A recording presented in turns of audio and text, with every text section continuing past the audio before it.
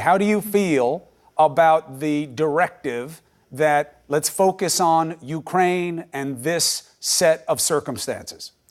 I think it's an understandable directive. The Judiciary Committee has long been investigating many of the violations of the president, but this Ukraine allegation is head and shoulders one of the most serious and urgent allegations that we have seen come out of this administration to date. And so I think it's completely understandable that we've seen this. I think it's an allegation that, frankly, has united more members of the party on impeachment than any other. And so for that, I think it's an understandable decision that we make. That being said, I do think it's important that we continue to tell the story of the other violations, whether it's emoluments, whether it's having diplomats staying at Trump properties. I think all of these things need to be looked into, but this Ukraine allegation is incredibly serious and very urgent. So explain to the audience why it rises above the other ones. We all get the irony that all the Mueller stuff was trying to figure out if anyone helped the Russians interfere in the election. And now you have the president, creating this own situation. He manufactured all of this. He brought it up with the Ukraine president. It was working both ways, but he was reaching out to a foreign power in a way that seemed to be about his political fortunes going forward. So we get that. But why should it rise above all the other things that your party's been telling the country matter so much?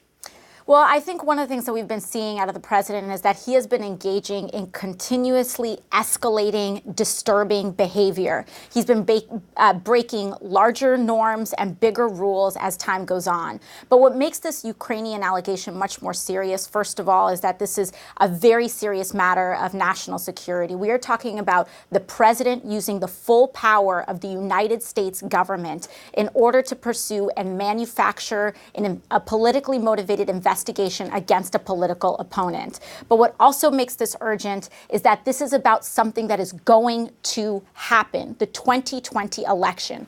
We have the opportunity to act now to prevent a profoundly destabilizing action and intervention in our democracy before it happens. And I think that is a profoundly urgent action that we need to take right now. And everything else is just as serious. All of these transgressions against our democracy are extremely serious, but we are investigating things that have unfortunately already happened. When it comes to Ukraine, we are talking about a potential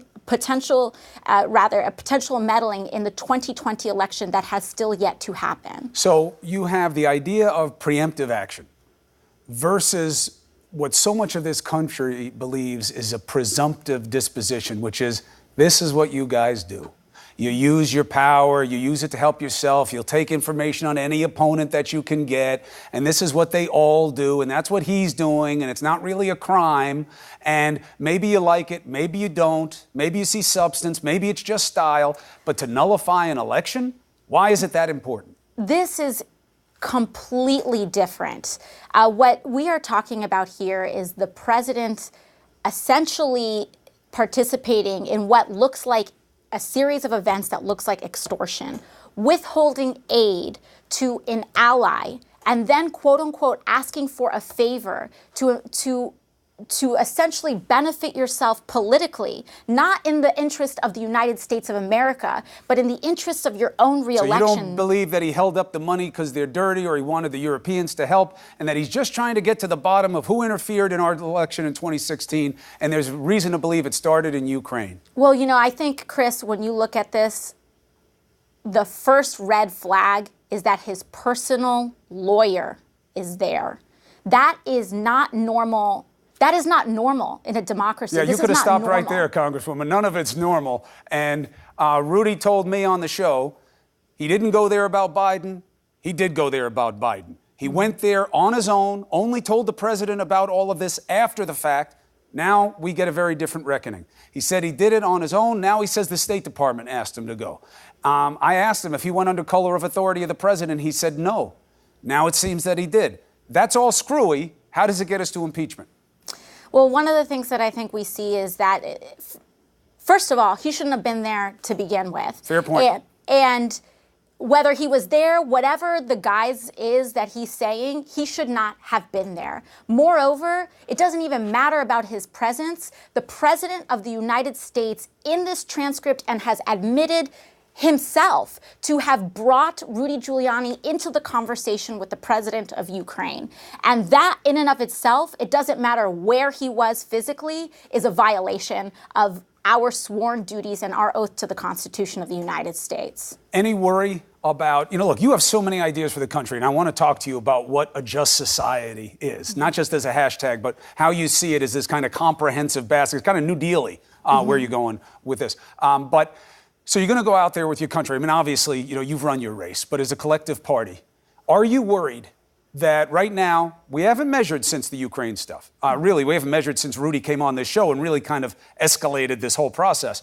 But it was like 57-37 against impeachment. Are you worried that there are people in this country who are looking for new leadership and new ways and more decency and less disaffection, and that you're taking them down one of the darkest places you can go in politics? I'm not saying it's the wrong move, but are you worried about it hitting the wrong way with the people?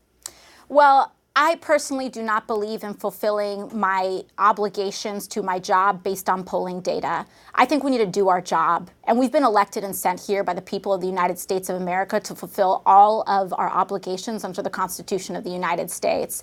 When it does come to polling, all of this polling, much of these polling numbers came out before this 100% true. Really shattering allegation. True. And so that polling data is not reflective of a shift that has united almost the entire Democratic caucus, plus an independent member that was forced to leave the Republican caucus because of the blatant ignoring of this law-breaking and rule-breaking behavior out of this administration. So I think the ground has shifted.